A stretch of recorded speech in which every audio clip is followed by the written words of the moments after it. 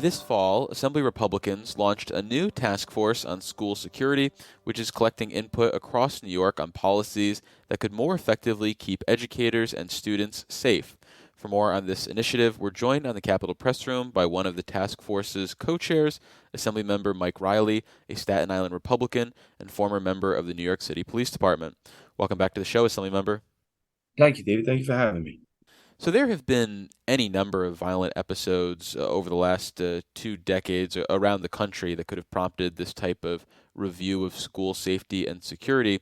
But was there anything in specific that led to the assembling of this task force now? I don't know if there was anything necessarily specific. Of course, it's been highlighted in the media across the nation and actually across the globe now.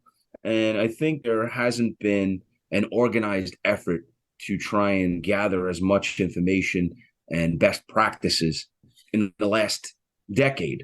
So it was time for us to, I think, try and recapture some of that new technology, some of that new information that's available. And I think this is a great way to do it, to see what could actually help our school districts. Are there types of threats that you're most concerned about and looking to address with this task force? For example, external threats or maybe internal threats? So I think it's more of a global effort, both internal and external threats and things that we can do to mitigate them, things that best practices that we could use to identify them before they actually become real threats. Some people automatically go to the assumption that this is to merely address school shootings, but I really don't think that's the case. I think what we have to do is look at it as an all hazards approach. And when I say that, part of the issue becomes when a school goes into, say, a lockdown, right? The media reports it, and all of a sudden families and communities think automatically to the worst that it's a shooting. And some of the threats that happen to schools don't necessarily mean that there's a physical threat to the students, the staff, or the building itself. I'll give you an example. Here on Staten Island, which is a little different than other parts of New York City, not too long ago, we had a deer that was running around rabid on a main thoroughfare, New Dorp Lane, Hmm. and there's a school nearby. So the school went into a shelter in. And of course, when it's announced on the news, automatically everybody calls those lockdowns. So the idea of the shelter in place or lockdown in that moment was to prevent any students from leaving or staff members from leaving the building and actually potentially getting hurt by a wild animal. So when we talk about an all hazards approach, it's for all sorts of things that could actually help protect our students and our staff members and the community at large. Another example could be you have a bad, horrible vehicle accident outside of a school, and it's at dismissal time. You may shelter in place and not allow dismissal for your younger students, kindergarten, first graders, second graders, because the accident may have happened outside their exit. So that would prevent them from seeing some trauma. That's something that we sometimes goes unlooked. The task force is holding forums throughout October and into November, with the first meeting this past Wednesday. What, if anything, did you glean from that initial forum?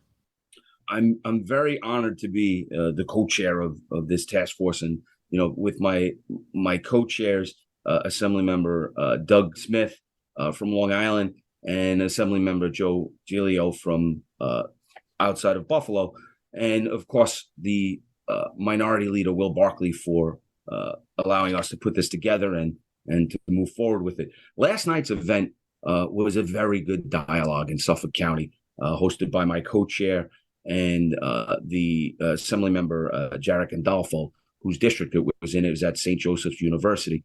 We heard from the Suffolk County Sheriff's Office. We heard from the DA's office. We heard from some school board members. We heard from some clinicians on mental health.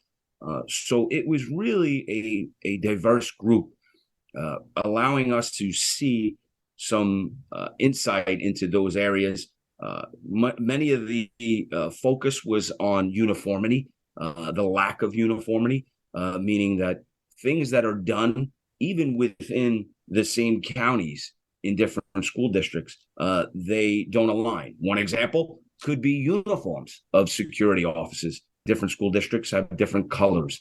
Sometimes that becomes an issue where law enforcement responding may not be able to identify security immediately or have a communication interruption because they're not on the same page with sharing information. So those were really the underlying tones of the discussions between agencies. When we talked about, when we got feedback from clinicians talking about the mental health aspects of school safety, there's a lot of shortfalls, right? And we can identify those. And some of them were mentioned last night where we miss the opportunities to engage our younger students in the elementary school ages. And sometimes we miss those opportunities and they fester. Over time, we see that when there's an incident, there's a failure to connect the dots. With these town halls and this information gathering is intended to do is to gather those best practices and put them into a clearinghouse so that our school districts, both urban and suburban, can take those best practices and apply them best to their needs.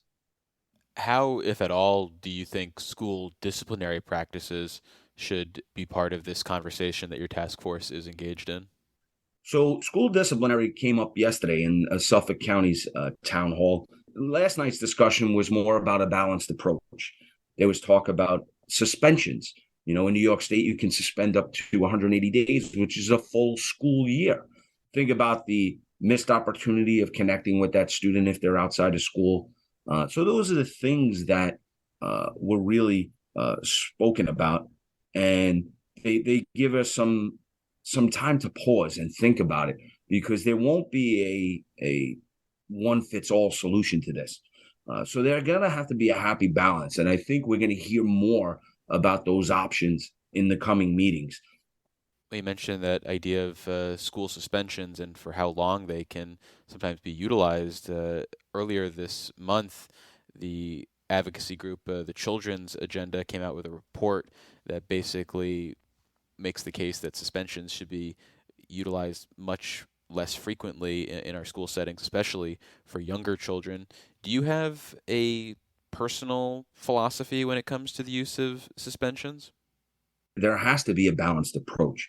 There has to be some accountability, especially when you're talking about our younger students in K-5 as they're in elementary school. We have to take the opportunity to teach them, right? And teaching them isn't just necessarily math, writing, and reading, right? It's about teaching them how to socialize, how to deal with conflict. And I think those are the approaches that need to take place. Far too often, we automatically want to punish students, and even when they're at that younger age, it's their formidable years, and how we handle those conflicts and those disciplinary measures will transcend to when they're in middle school, to when they're in high school. So if we could give them the supports and the guidance, we may be able to reduce suspensions in the future.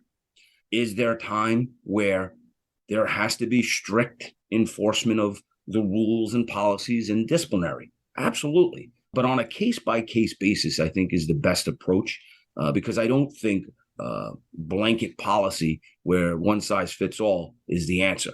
It has to be a totality of the circumstances, both inside and outside of school, when you evaluate how to discipline a student.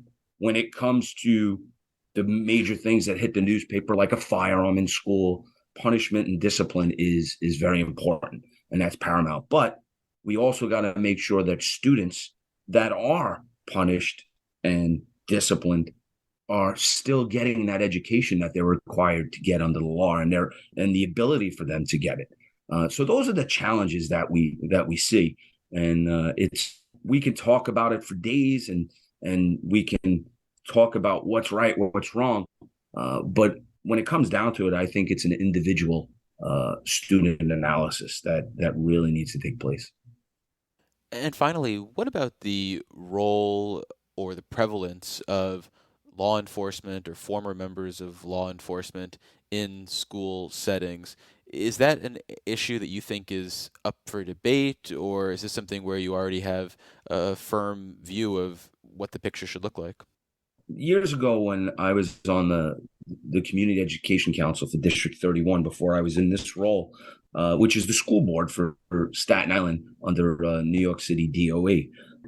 And back in 2012, right after Sandy Hook, we developed a resolution and we introduced it. And it actually had a few components. And one of the components that I wrote in the resolution was hiring retired police officers for security of schools, not necessarily to deal with student discipline, but more of the perimeter and the building itself against attacks or any threats that may arise.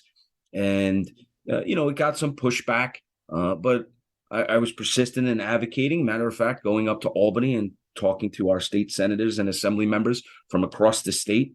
And eventually, it was part of legislation that was introduced in the budget in 2014. And they adopted the ability for school districts to hire retired police officers. That may not work in every district.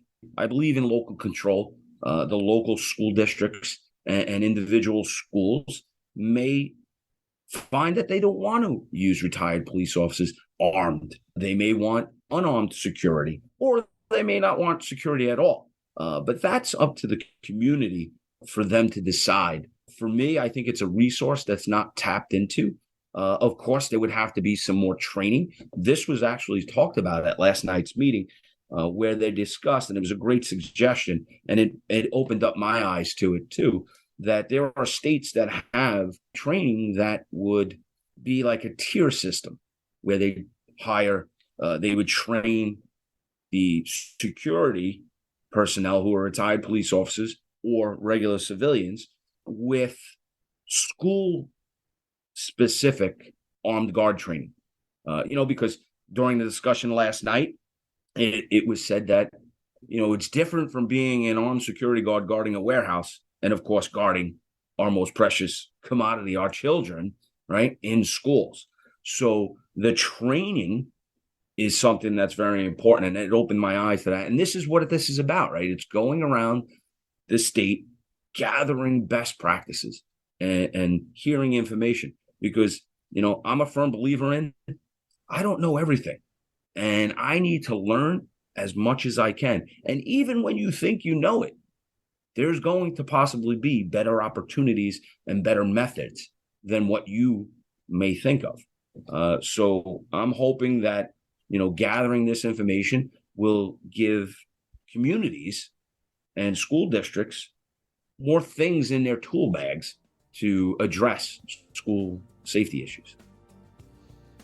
Well, we've been speaking with Assemblymember Mike Reilly. He is a Staten Island Republican and a co-chair of the Assembly Republicans' new task force on school safety and security. Assemblymember, thank you so much for making the time. I really appreciate it. Thank you, David.